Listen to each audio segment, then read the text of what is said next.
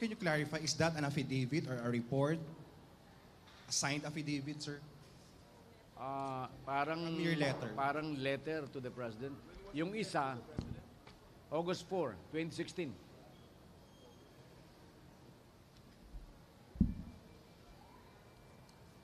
Sir, Sir, was it just an inquiry on his part of the person who wrote the letter na saan napunta yung pera? May sinabi ba siyang saan Hindi, napunta? mahabang report niya. Isa lang paragraph yun eh.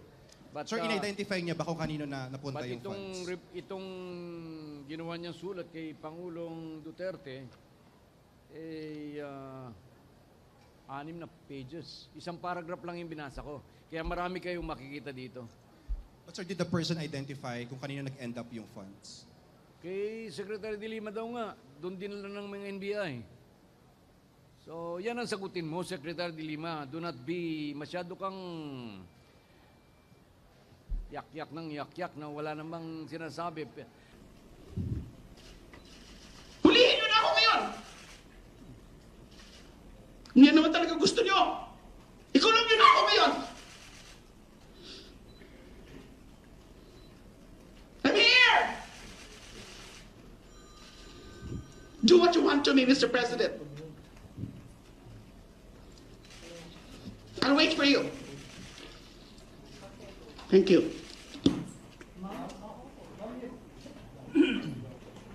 Alam mo, pag ang ganun ang tao, nawawala na sa katuwiran eh.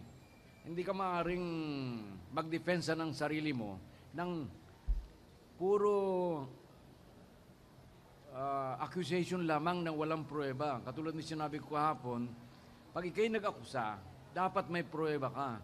Nasaan yung pruweba mo na itong mga inmates na ito'y tinakot o binayaran, tinorture? Hindi po ganun. Alam mo naman yan eh. Alalahanin mo, Secretary de Lima, Senator de Lima, ako, sinasabi mong merong mga taong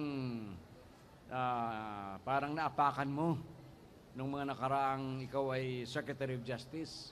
Pero ako po, Secretary de Lima, kailanman ay ako'y hindi kita naapakan o hindi tayo nagkatalo. As a matter of fact, we are both from Sambeda.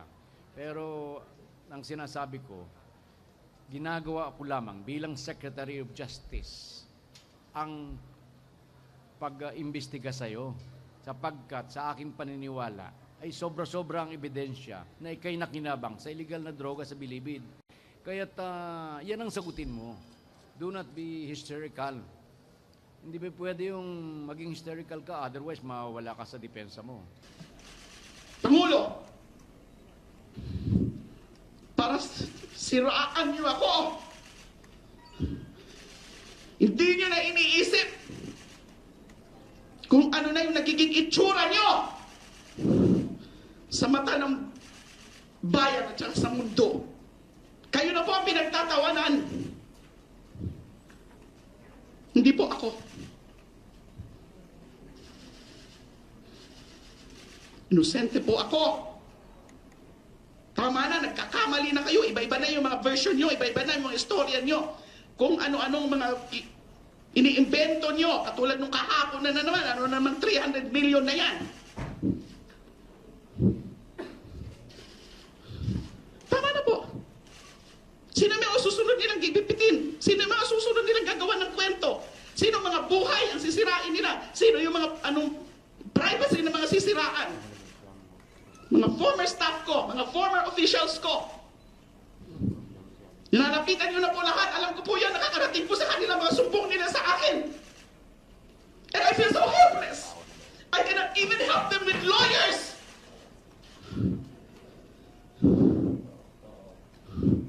Dahil kung papadalahan ko sila ng lawyers, sasabihin nila, ayan, kasi proprotektahan para hindi siya i-ano. So what am I supposed to do now? Tell me! I'm not going to leave this country and escape anything because there is nothing to escape from. May mga nag-a-advise na sa akin, ng mga well-meaning friends. Mag-isip-isip ka na, Laila, kasi kaka-announce din nga ng Pangulo na ikukulong ka na daw talaga. Maghanap ka na ng asylum. Why should I do that? I I want to fight here in my country. Hindi pa ako tuwag. Dahil wala pa akong kasalanan. Yung mga nagtatago lamang. At saka yung mga walang mga mga duwag ang umaatras. Hindi po si Laila de Lima. Hindi po ako pinalaki ng tatay ko na maging duwag. Tama na. Hulihin nyo na ako ngayon. Kung yan naman talaga gusto nyo, ikulong nyo na ako ngayon. I'm here. Do what you want to me, Mr. President. I'll wait for you. Thank you.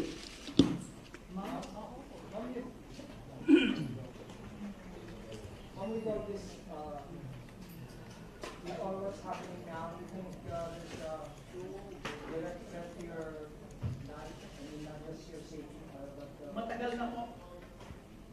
Matagal na hong may serious threat ako may serious threat sa akin, pero pinagsasantabi ko lang po yun. Ang attitude ko lang po.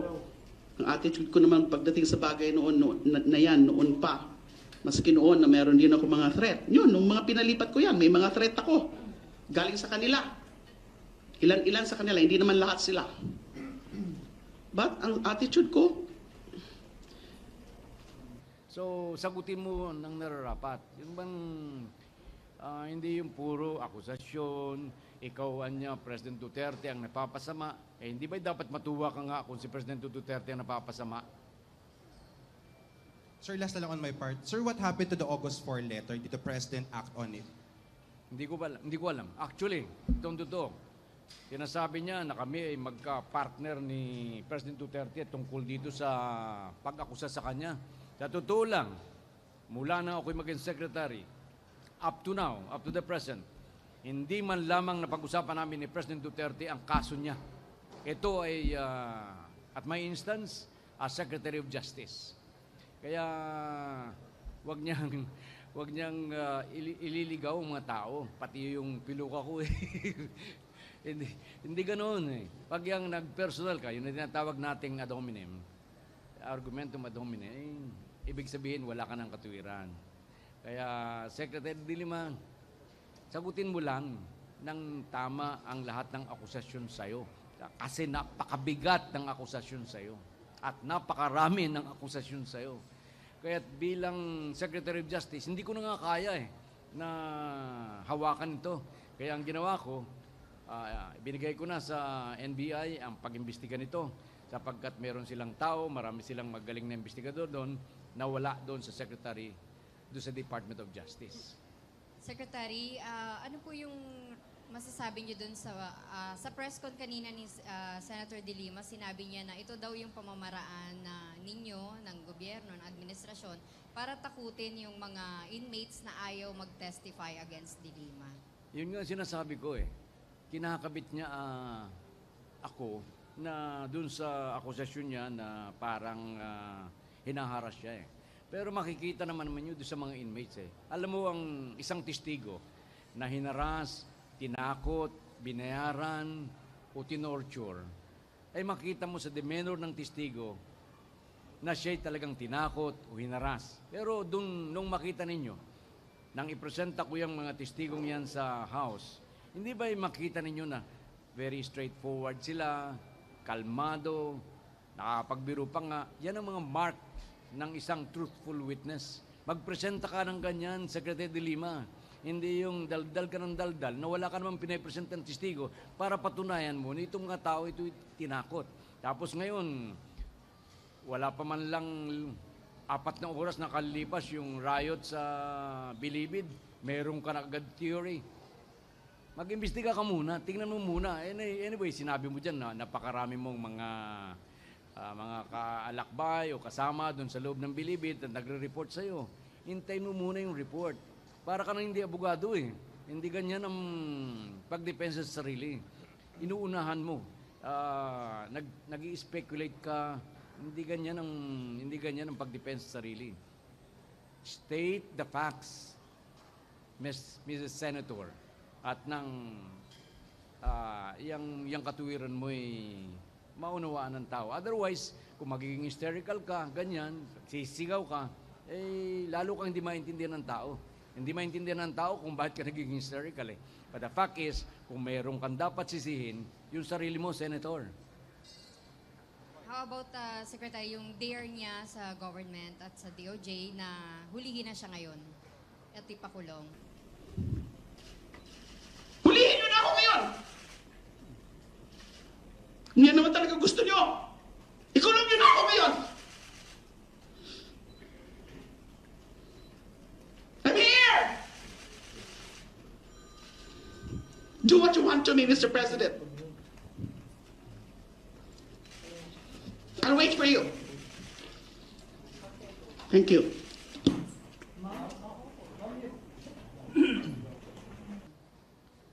Kung aamin siya, di talaga makukulong siya. Sir. Okay. So, okay. Sir, good there's afternoon. After this, the president, I think, is going to announce something or to face you. So, bilisan lang ninyo. Sir, can you give us an update doon po sa insidente sa NBP? Yung update hanggang doon pa, wala pang written report. I hope that to receive the written report. Pero parang lumalabas doon na nagkasaksakan talaga eh. Any info po, bakit po nagkaroon ng insidente na gano'n, sir? Wala pa, hindi pa nag-investigate pa sila. Oh. Last two questions. Hi, Secretary. Good afternoon po. I'm Bing Habadan from the Daily Malaysia Shimbun. Sir, saan patutungo ang investigasyon na isinasagawa ninyo laban kay Secretary de Lima, ay kay Senator de Lima? Saan patutungo? Patutungo sa kanyang conviction. Kasi malakas ang ebidensya laban sa kanya. Last one question. Kasi nandyan na po yung presidente, nandyan na po yung... Sir, insinuation is that you ginigipit niyo sila JB and all the others who don't want to speak. O yan ang talagang kasinungalingan at wala na sa katuwiran niya. Alam kung bakit? We want JB alive than dead. Sinong gustong patayin si JB? Hindi ba pag namatay si JB, sinong mabe-benefit? Hindi ba si De Lima? Kasi mawawala ng connect sa kanya na magte-testify. Kaya takot na takot siya eh.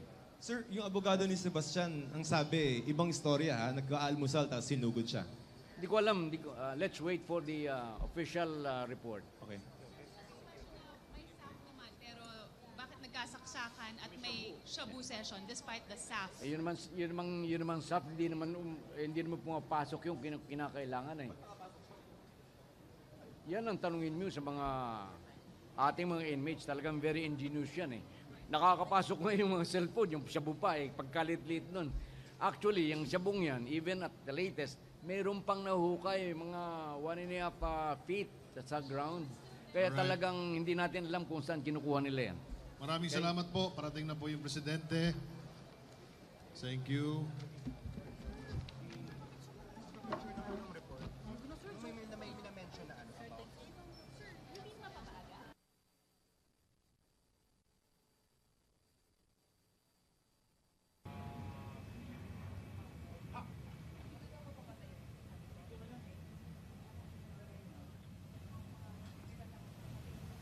Saan tumawag isa?